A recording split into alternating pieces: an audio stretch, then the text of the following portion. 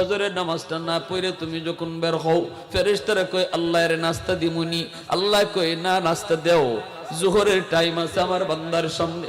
দেখো না জোহরের টাইমে আইসা হয়তো তওবা করে ফেলবে।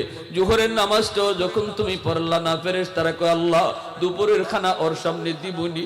আল্লাহ কয় আমার বান্দার রিজিক বন্ধ করিস না, কারণ আমি মায়া কইরা বানাইছি। রিজিক বন্ধ করবে না, আসরের টাইম আছে, আল্লাহু আকবার, তার সামনে আসরের নামাজ।